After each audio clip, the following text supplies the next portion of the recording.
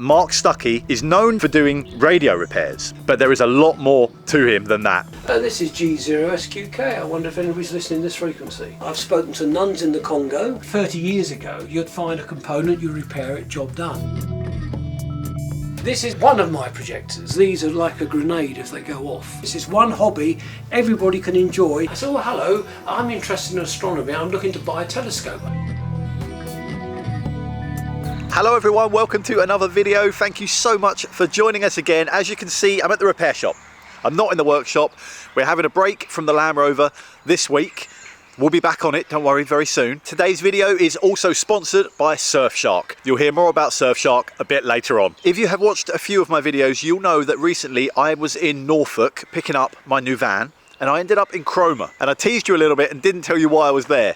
Now, you're gonna find out. Today, I have come to sunny Norfolk to come and see Mark Stucky. Now, I'm sure a lot of you know about or watch The Repair Shop. It's a TV show that I'm part of. I do the metal work. Mark Stucky is known down there for doing radio repairs, but there is a lot more to him than that.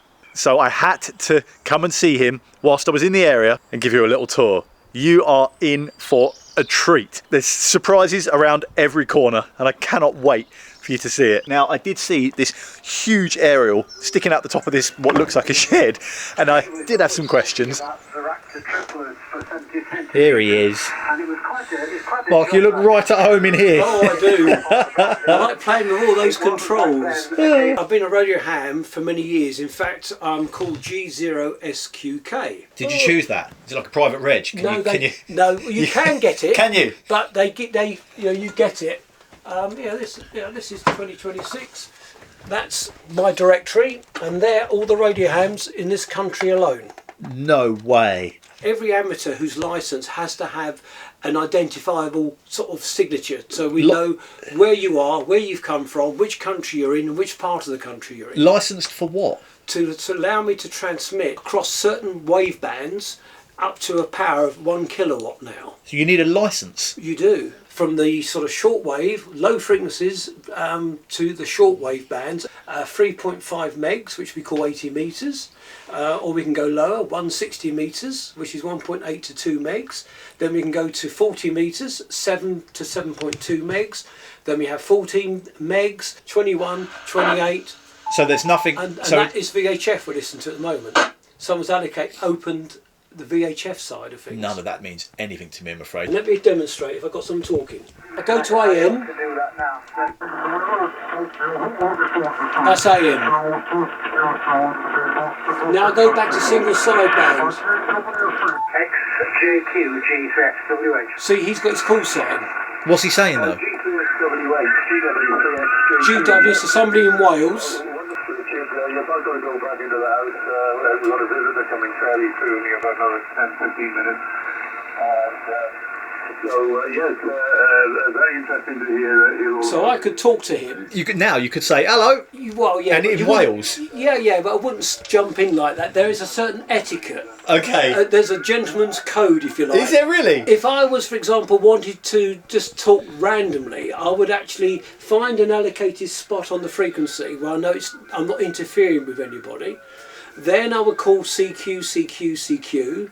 Then my call sign, this is G0SQK, calling CQ, in this case on 40 meters, waiting for any calls. And then somebody will hear me and then come back to me and we'll have a chat.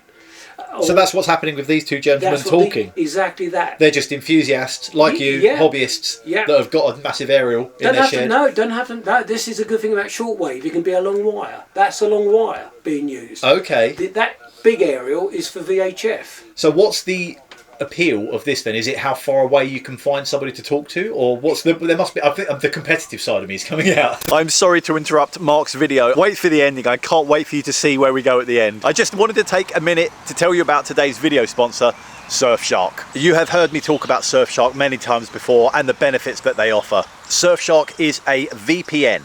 That stands for Virtual Private Network. This encrypts your data whilst you're surfing the internet, meaning that your internet service provider and most importantly, hackers cannot access your information. It basically hides your actual IP address and replaces it with an IP address to whichever country, wherever you want to be, wherever you want to pretend to be anyway. Normally, your traffic goes directly through your internet service provider, meaning they can see everything. But with Surfshark, your traffic is directed through a secure, encrypted server. You might think that redirecting your information is going to slow things down, but honestly, it doesn't. I've been using Surfshark for a long time. It is great having Surfshark running in the background, and I don't even know it's running, especially when I'm using Wi-Fi at airports, cafes, hotels, which is most of my life, to be fair. A lot of public Wi-Fi's don't have any encryption, no protection at all. Hackers can actually intercept your connection between your device and the internet. Some criminals have even set up malicious networks that are very, very similar to genuine ones,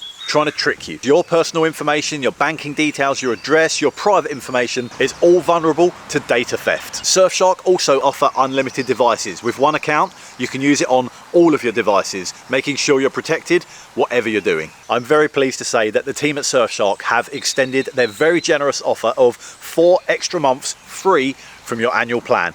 Go to surfshark.com/DOMC or click on the link in the description, or use code DOMC at the checkout for 4 extra months from your annual plan. Trust me, you won't regret it. I have spoken to people on yachts going around the world. I've spoken to nuns in the Congo.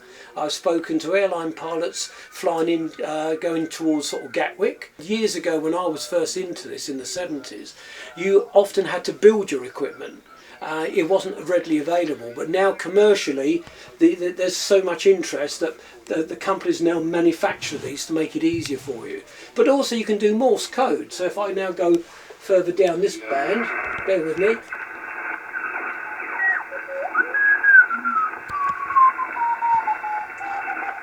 It's doing CQ.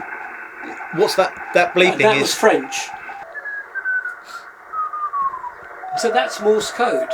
But somebody is in France, and he's obviously talking to somebody. Is he in trouble? No, this is what they call CW part of this particular band. With Morse code, just 1 watt will get you around the world. Can you tell what they're saying? RTD is just going through signal strength at the moment. Yeah, it's a language. I'm not overly proficient, I'm still learning, even though I took my 12 words a minute Morse test years ago. That's how they used to do it in the war. As a teenager, yeah, you got into astronomy. Astronomy I started when I was about 6 years of age. 6? I used to be laying outside in the winter in my pyjamas looking up at the night sky. My father decided to buy me a little telescope, one where you go yeah, and he went up into their bedroom, opened the window, and he looked at this star, which I now know is probably Aldebaran, what they call the eye of the ball. And he said, just think, Mark, the light from that star's taken hundreds of years to get here. And click. Wow, really? fascinating. And that was it. That was my hook. I love that. Yeah. One experience, one and small purchase, and it's got you. My only sort of, I suppose, slight sadness about this, I've got too many interests, I don't have enough time. I know how that feels. Yeah, you've got more than I have. Why is there a giant aerial sticking out the roof? On amateur radio terms, it's fairly modest. Is it? Oh, there are some aerials which would be nearly the size of this garden. That aerial is designed for higher frequency band, what we call 2 meters. That's 144 to 146 megs. I've got horizontal polarization as well as vertical. Horizontal polarization is what they normally use for longer distance. Vertical is more local, for a better word. For example, at the moment this is set at a repeater which is in just the other side of Norwich. Now, there we go. Oh, it's talking to me. oh, well, can I tell that you've just turned it on? No. If I can call it, you watch. Can you? I'll put a test tone on it. It will hear that at the frequency I transmit. It will then resend that out to a higher power on another frequency so other people can hear it. Ready? That's it. This is G0SQK listening through. There might be nobody there, Mark. Possibly. They know it's me. This is G0SQK. I wonder if anybody's listening to this frequency. This is Golf 0 Sierra Quebec Kilo. I wonder if anybody's present. Over. G0SQK doing a transmitter test. Over. They don't want to know. 5 and 9 down here in Swartz and G. Yeah, hello there. Nice for you to come back to me. It's Mark from Chroma. We've spoken loads of times before. The reason I'm actually doing the little test is I've got Dominic Chinea here on his channel, and he's filming to how amateur radio actually works. Over. I see. Well, that's interesting, Mark. Very good morning to you. Yes, I was on the computer actually, so I heard you call, but thought you sounded a bit desperate. Haven't seen you on the show lately, but good to hear you this morning anyway. Yeah, G3 LDI, G0 SQK. Yeah, I've been on the show. We did a hairdryer together. Obviously for not my use, as you probably may know. And also the keyboards for the Stranglers was recent as well, over. Oh, I see, the Stranglers. Gosh, that goes back a way, doesn't it? Bye-bye for now, Mark. I'll get back to my chores. Cheers, LDI.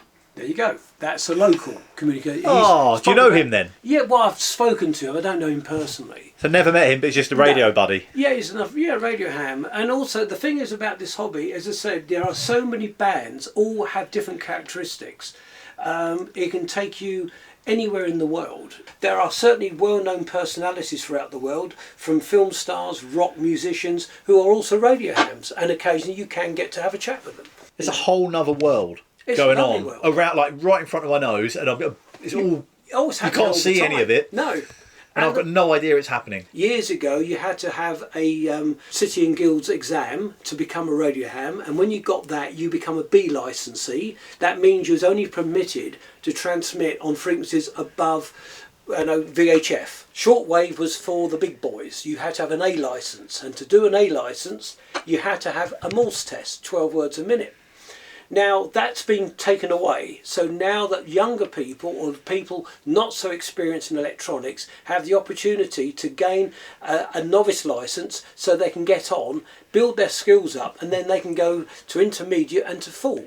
So it's open to anybody. Literally worldwide there are hundreds of thousands of radio hams. 160 watts, alpha whiskey x-ray, good strong signal. If you had any problems power wise and you cause interference, they want to know. I guess it's like when you're flying an aeroplane, you have to log every flight. You have to have a log. Absolutely. Yeah. Russia, Poland. Does someone you could get inspected? Someone to come and do a spot check and exactly. kind of turn up. Yeah, I want to check your transmission And make sure you're keeping your logs up to You're date. keeping your logs. You're not causing. So you're not allowed to talk about politics. You're not allowed to swear. Are you not? No.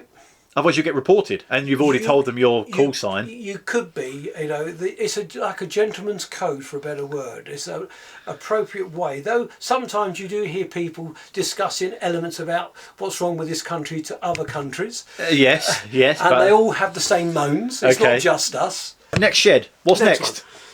That's where I do my repairs. Ish. So the classic radio shop, so my travelling time here is just minutes. Nice short commute. Compared to the barn, which is about 4 hours 15 on a good day. As I've mentioned, I don't just do radios, so it can be projectors. I do those. I do televisions, or I have done televisions, tape recorders, radios, and anything which has got a bit of wire in it, I guess, to some degree, like the show. So sort of diverse. So what have you got on the bench at the moment? This is a 1950s GC radio, which it's got great memories for the owner. Hence why I'm completely rebuilding it, but I've got a lot of issues with this one. It's age related. Say 30 years ago, you'd find a component, you repair it, job done. Now, I'm not only having to sort of literally blanket bomb to get things up and running, but certain important parts of the components, like coils, are losing their ability to be efficient anymore, and they're making them deaf. And as I said, it's old age, geriatrics. Ironically, this is one of the strange things. I've got more likelihood of finding components for this, which is over 50, 60 years old, than I would do for something built 3 years ago. Wow, so it's still more repairable. Exactly, and that's the problem we have in today's society. We're throwaway. They're not designed to be, one, repaired easily, and secondly, the cost normally is prohibitive. And the components aren't available. No, they're made specifically for that item, so then all these are off the shelf. My favourite place to source of components is actually eBay. Yeah. Perfect. So I then found a gentleman not far from here, he's only less than a mile away. Mervyn is his name, and he holds over 50,000 valves in stock. Jeez. So anybody who gives me a valve, I give them to him, and then he kindly, when I need a valve, he lets me have what I need. Is that what it looked at? How messy it would be from you? Yeah, it wasn't me making that mess. That's not you doing that. You were saying implying, that's right. Well, Mark, I didn't want to say anything, but... You have to remember that the majority of people working on production lines were ladies. They could get into tight spaces and they would have to make these onto these chassis. Printed circuit boards then didn't exist. So there is no circuit board, it is just loads of components just mashed in on top of each other. Yes, there is a certain reason behind that mess, but yes, in principle, that's what it is. You know, if you said, "Oh, I've got this 2000 model so-and-so," I probably won't get the circuit diagram. Head unit for your car, you've got no chance. No chance. But here, everything about the radio, the variations, and even how much it costs on its day. With electronics, I get the item come in. I have no way of knowing exactly what's really wrong. I then try to repair it, and only when I've done all that amount of work and repair do you turn it on for the first time. Then do you see if there's any other issues. It may have not been used for 30 plus years. And then you start to do the repairs, you turn it on, then you suddenly, that weakness in that system is going to become obvious. Bang. And that happened once in the show. I had a radio which literally did, I got it going, you could hear the sound coming up and it went pop, bang, smoke. Oh no. And it took about 6 months to find and locate the necessary components, because it was a very early one, to repair it. So how did you get into repairing radios then? Where does that start? My parents, I was about, I can only hazard a guess, about 10 or 11. And I was curious about the television set. They decided to go out and do some shopping, and I decided to find out how a TV worked. And I literally went in the back of it and started taking it apart. Oh my God. The result was I had all these bits and pieces on the floor. It was a live chassis TV set, which I didn't appreciate the dangers of. That means if I touched it and it happened to have the wiring around the wrong way, I would have got electrocuted. And of course, when they came back, I was a little bit red-faced because I didn't have a TV set working. Oh, you didn't get it back together? No. Oh no. So I've always had a thirst for knowledge, and that thirst for knowledge really has come, would you believe it, from a TV series which was very popular called Doctor Who. So these sugar puffs back in the 1960s were advertising Win a Dalek. The breakfast cereal? Yep. Right. And somebody won the Dalek. It moved over many years, and a company managed to get hold of it to literally make original moulds from it, and these are the results. We didn't have available space where it felt comfortable to sit it. I've had it for a number of years, and say it's sold and going to Australia. Are you sad to see it go? Yeah, of course. It's iconic piece of sort of history, really. How did you find someone in Australia? Was it just on eBay? eBay. Yeah, really? Yeah, and they were fighting over it at the end. Was it bidding? Yes. Good. Yeah. The colour scheme is from Day of the Daleks, which was John Pertwee period. So if you was a Doctor Who nerd, you would instantly know where that was from. I was just 6 years of age when the first episode of Doctor Who came out, and it just suddenly hit me straight away. This elderly gentleman who had knowledge of everything, electronics, chemistry, life, the world, the universe. I wanted to be like him. I wanted to learn as much as he could. There is a whole nother side to this shed. Which is something a bit different. Again, another surprise, Mark Stucky. Another surprise. This is a 35mm cinema projector. Okay, so not just radios No. and radio frequencies. No. We go to the analogue world. Cinema projectors as well. Yeah, exactly. This is the lamp house. This is a 1 kilowatt. And it has a xenon bulb in it. Late 60s into very early 70s maybe.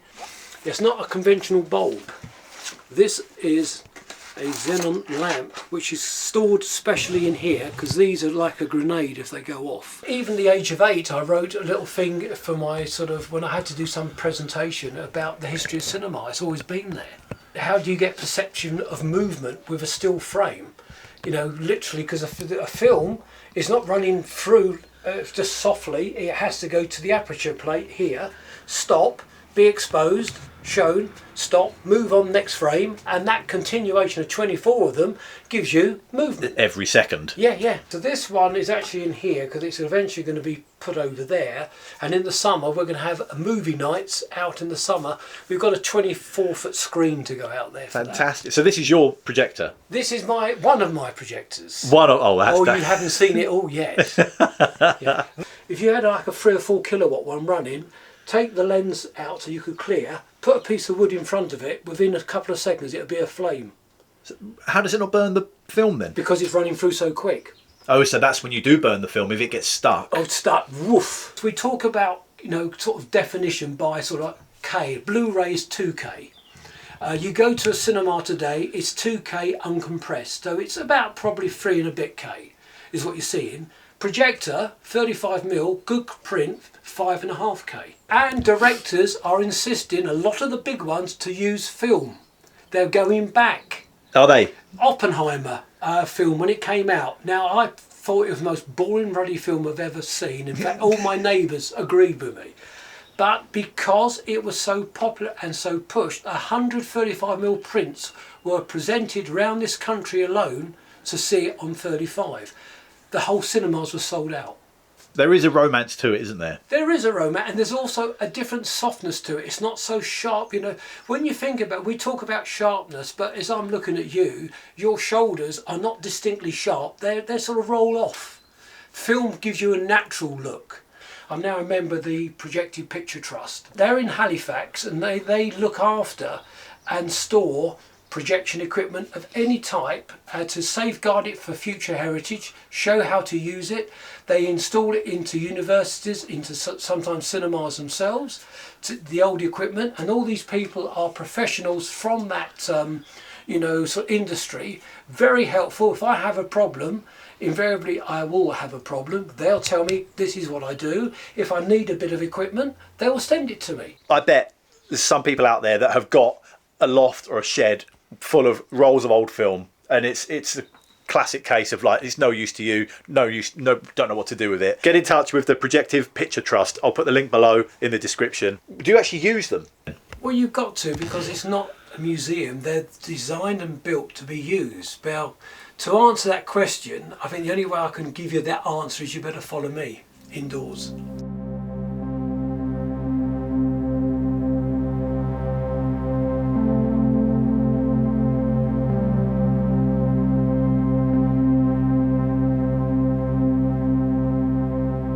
Mark has literally a cinema in his house. It is beautiful, it's vast, it's massive. Huge big screen behind me, the lighting, the sound, the acoustics, the seating. It's like walking into a cinema. I told you this video was going to be full of surprises, and I bet you did not expect Mark to have a cinema, a full-blown cinema in his house. Why? Why not? When I was getting televisions, you used to get as big as you possibly could for the room size you had, and you think, oh, that's just like a cinema, but it never really was. Because I don't know if you've ever noticed, but as you get a TV, it suddenly starts to shrink in the room over a few months. I wanted something bigger and better. Mark, I don't even have a TV in my house at all. You? I haven't even got a normal TV. No. What's that? So I just don't ever really watch TV that much. You don't have the time though. When a director made a film, he made it intentionally to be large because for the detail, the atmosphere, etc. Now, to me, that white screen, it'll take you to the past, take you to the present, take you to the future, make you laugh, and it can make you cry. Now, where can you share that as a hobby with all your friends and neighbours around you? It's a shared experience. It's one hobby everybody can enjoy. You can never get bored with it because you can always change the content. Do you have your friends over here then quite often? Oh, once a week normally. Really? Yeah, absolutely. I bet they love it. It's great fun. Can you take us in the projection room? Of course I will.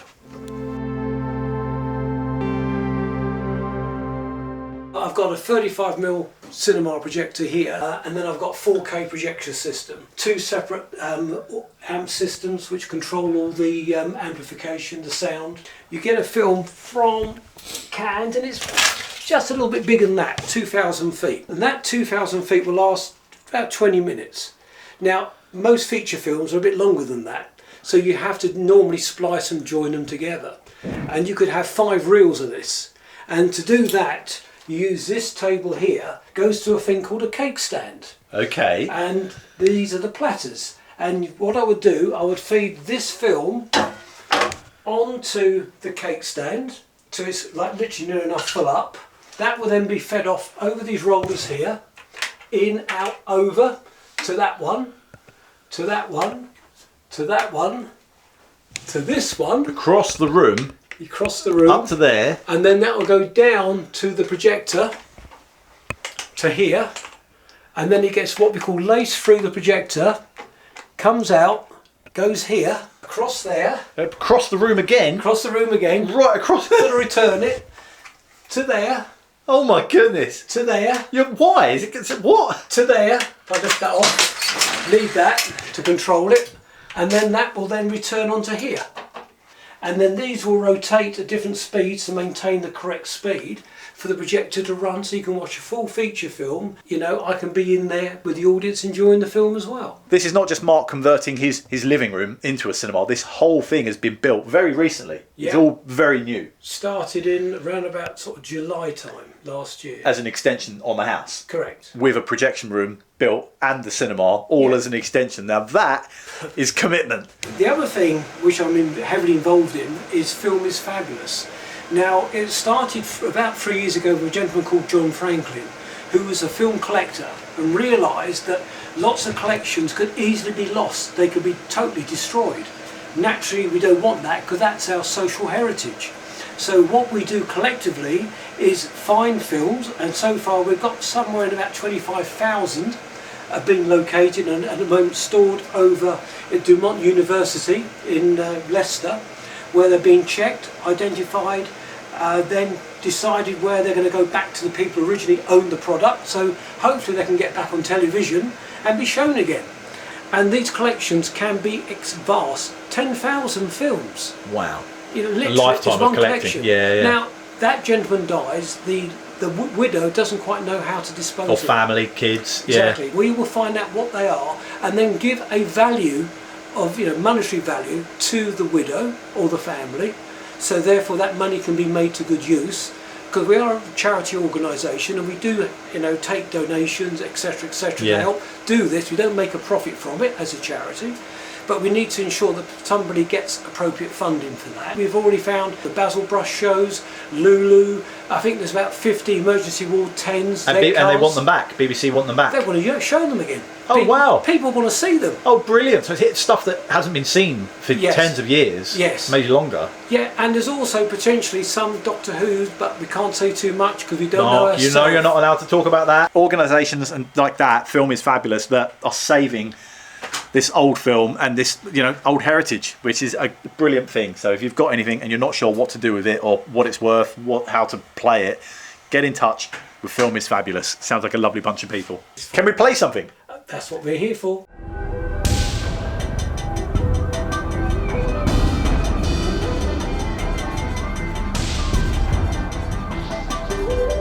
This is awesome.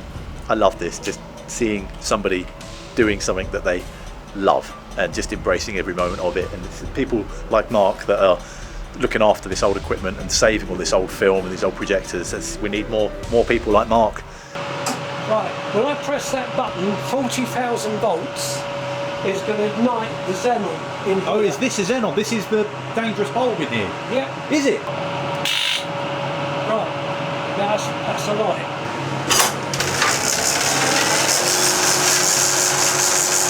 There we go.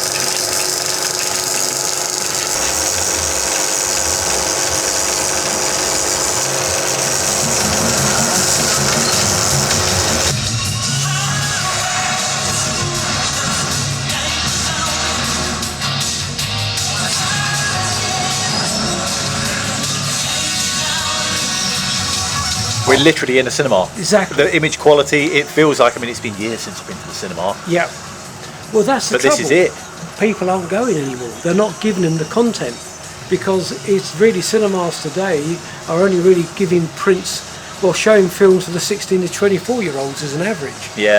Us oldies, we're not going anymore. Well, you especially don't need to. Well, that's true. I wouldn't want to watch a film on my own. Sit here. No, I'd quite fancy. That'd be quite nice. Sit here. Now, I've got to enjoy it with other people when the laughter, the crying. That's why The it's, jumping. it's the emotions you want to. Yeah, people in here to share the fun. See, I told you. I said there was going to be some surprises, and there's one more that is arguably bigger than this.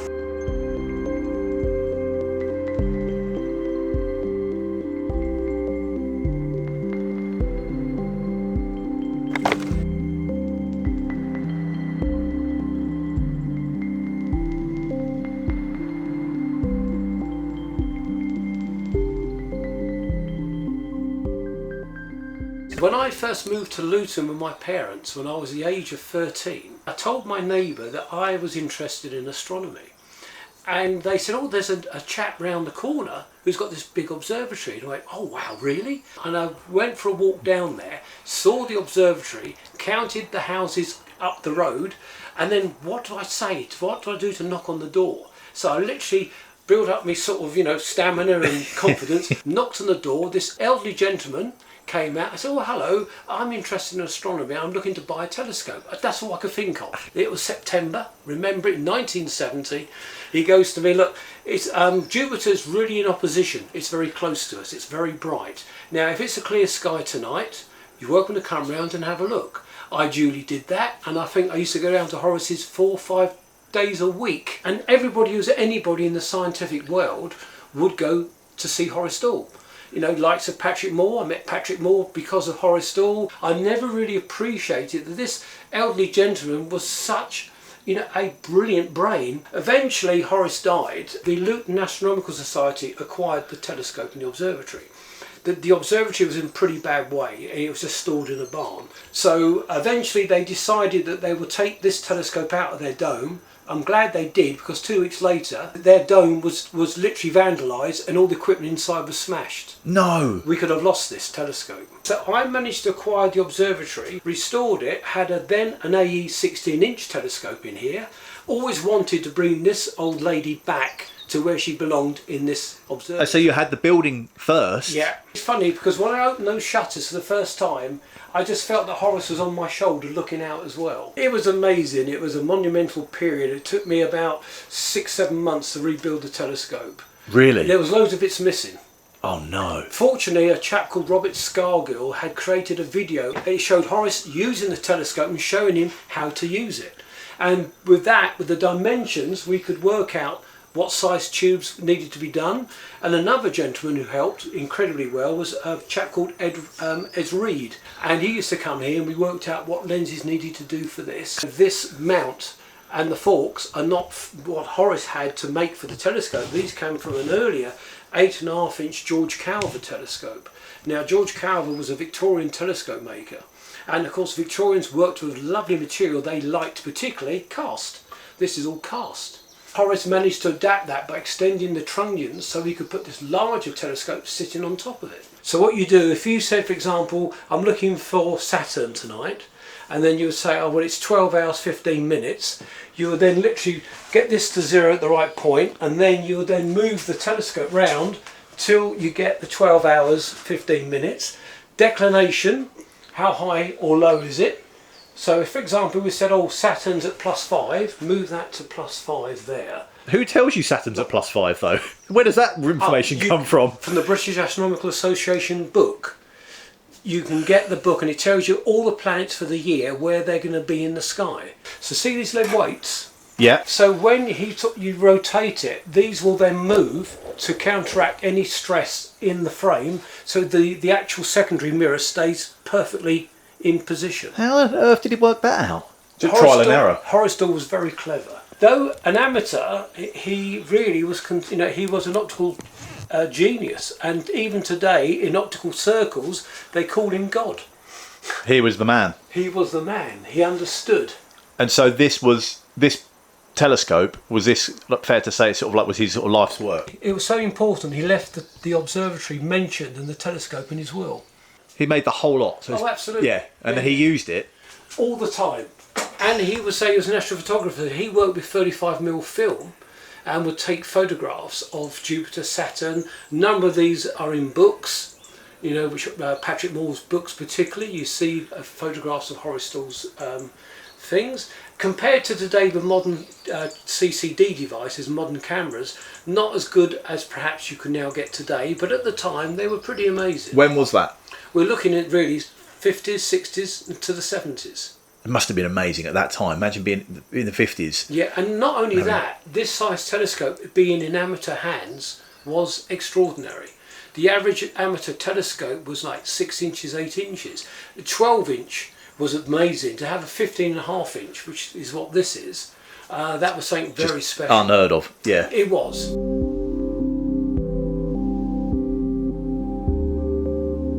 Just a little step up here. Yeah. Yeah. Sit close enough for me and I'll open the shutters. I won't open up too far. Just double check. Yeah, have a look. Through there. I'll turn the light off. See it? Oh yeah. No, it's there. You can see like the 4 dots. Yeah, the moons. Yes, Ganymede, Europa, Callisto, and Io. Wow. Can you see? There's almost 2 bands around. Yeah, that's Jupiter. it. They're going about 70,000 miles an hour, those bands. What? Moving? Yeah, physically moving, each different direction. What, swirling around the Yeah, planet? massive swirlings, yeah. No way. Yeah, and you're looking at something which is 480 million miles away at the moment. And obviously I have got a laser system so I can point at it if I need to. That looks highly illegal, Mark. No, it's not, it's fine. The laser, is it really? I've got a massive one which is used for hitting the moon. I do this from in the house normally. What, you can move the actual telescope from in the house? Yeah, I can adjust With it. a remote? Yeah. Wow. That's why I built it all. And I've got a video camera which goes on it. So you can film this? Yes. The light from Jupiter comes through here, hits the primary mirror, and then reflects to the secondary, spherical secondary, and then that takes the image all the way through the tube to the back of the eyepiece. Now what Horace did, particularly, he never understood why you had to have images east-west reverse, north-south reverse, so he's got an erecting lens up here as well. The telescope is now named after Horace Dall, because of Dall, and an American called Kirkham, who was a mathematician who worked out how the optics actually worked. He managed to make it, simplify it, because Horace Dall was a planetary observer. He didn't need wide views, he just needed small but large images. The planet, a big, close up of And it. that's what he did. Right. That is awesome. Yeah. And of course, as you know, the dome rotates. So good. Yeah. I told you you were in for a treat, didn't I? We're now back at the barn. It's lunchtime. Here he is, the man himself. Hello there. It's been what an adventure. It's been that great was. fun, and Wasn't it? I love you coming over. It was brilliant. It was good fun. I've asked you for years to pop over. You have actually been mentioning it. And Yeah. now, you know what? Now I understand why. He And did it. I hope you've enjoyed that very exclusive chance to look around somewhere that you're never going to get the chance again. No? You never know. If this tour of Mark's house has inspired you and you'd like to know more about this mysterious man, there is some good news. I have now got a book coming out in September. It's called Bright Spark, appropriately I guess for what I normally deal with, and interestingly enough it's all about my life, which most people at the barn don't know anything about, and I've tried to keep it secret for all these years. Well, it's going to be revealed exactly what I've been getting up to, and my belief is there's nothing you can't do if you have a go yourself. You can get it on pre-order at Amazon, and after that I guess it'd be in all those good bookshops. And the rubbish ones as well. We'll try Yeah. and talk to the space station next, shall we? Oh, we could go, wouldn't Yeah? we? Exactly. Yeah. Big thank you to Surfshark for sponsoring today's video, of course. Click on the link below in the description. Thank you to Mark for inviting us into his house. Thank you for watching, and we'll see you next Sunday, 5 p.m. Thank you. Keep watching the programme. It's really good. Come on, Mark. He's going to get a coffee.